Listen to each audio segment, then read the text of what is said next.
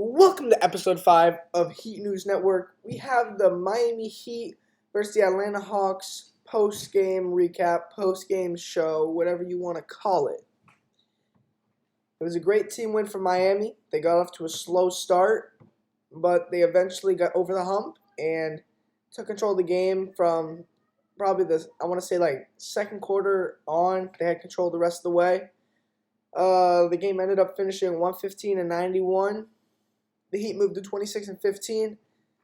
Hawks go down to 17-23. These two teams will match up again on Friday, 8 o'clock Eastern Time in Miami. The Hawks got to a quick start. I think they got to a 13-2 lead. And Miami called timeout. And then from then on, they just cut the lead down until they took the lead. And once they took the lead, the Hawks never really recovered from it. They got out to a 23-point lead, I believe, in the third quarter. They started the third quarter on a 19-2 run.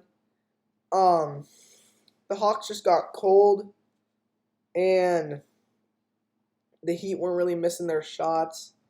But the story of the game was really Tyler Hero. Tyler Hero was one rebound away from a triple-double. He played 36 minutes.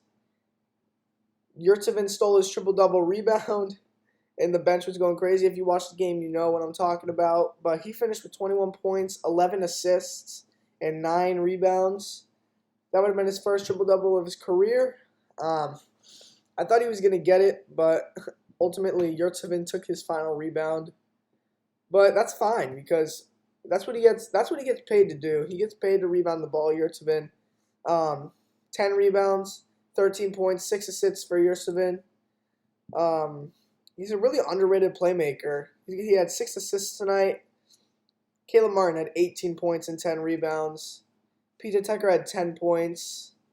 Tyler Hero, as I said, had 21. Duncan Robinson and Gabe Vincent each had 14 points. Gabe Vincent's first game back, 14 for him.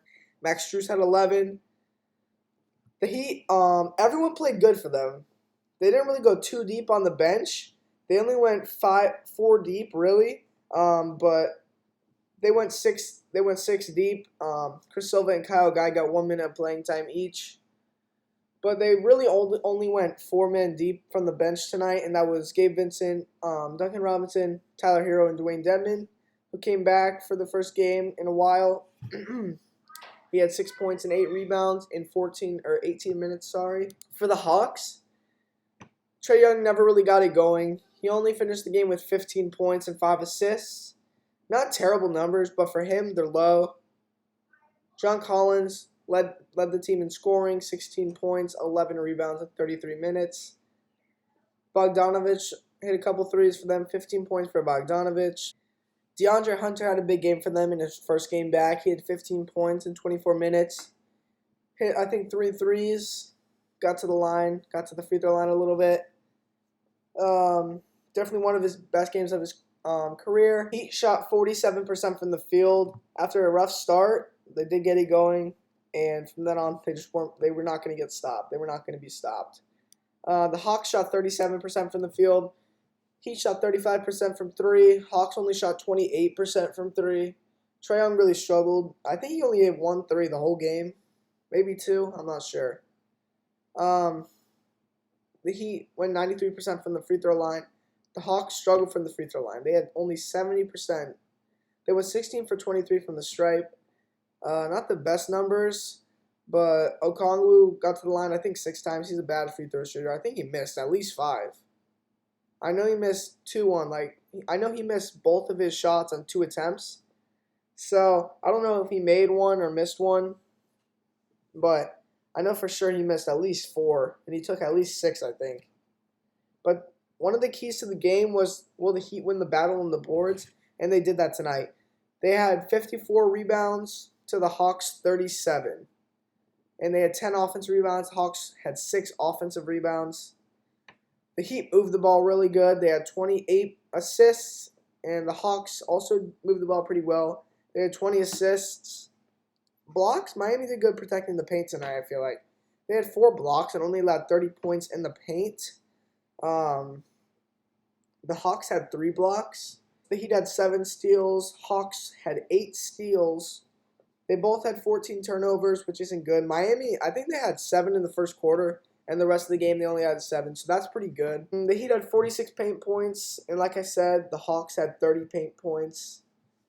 Yeah, really the story of the game was Tyler Hero. He was hitting shots from everywhere. He was hitting shots from 3. He was getting to the rim. He was getting to the free throw line. He has his mid-range game going. He just wasn't going to be stopped tonight. Anyone they put on him, they weren't going to stop him. He was on a mission tonight to like redeem Jimmy Butler since he wasn't there. Someone had to score for them. After their slow start, they substituted Hero in, and right away there was just a spark. That's when the scoring from Miami started, when Hero got in the game, and he definitely changed the whole momentum of the game, shifted to Miami right away. Duncan Robinson also played good off the bench for the 3rd straight game. 15 points for him. Max Strus struggled a little bit. He hit a couple threes. But Duncan's really coming into his own these past few games. He's really shot the ball well from 3. Struggled a little bit earlier in the season, but when you get paid that much and they know they're not going to pay you for nothing. They know what you're capable of, and it wasn't a fluke this past season and a half or 2 seasons, whatever it is, that he's been shooting the lights out. He's one of the best shooters in the game, and he's not going to keep missing. Like, he's going to take 15 threes a game, and he's going to make at least 5. Maybe he doesn't make at least 5 one game, but he's going to keep shooting. Like, he has the confidence. The team is giving him all the confidence in the world. Even if he misses, they keep telling him to shoot the ball because they know that he can do it. He makes these crazy shots. He's a great shooter, one of the best in the game. I wouldn't be surprised to see him in the 3-point shootout. Yurtseven had a monster game for them. He had a couple slams, couple alley-oop slams. Bam was at the game. He's looking like he's ready to return to the court. He should be getting back in the court 2 weeks or so, maybe. I don't know. But he looked like he was excited to get back on the court. He practiced with the team yesterday. That's going to do it for the recap. Heat Hawks Friday, 8 p.m. Eastern Time. Tune in before the game for the pregame. And don't forget to like and subscribe and comment. And until next time, peace out.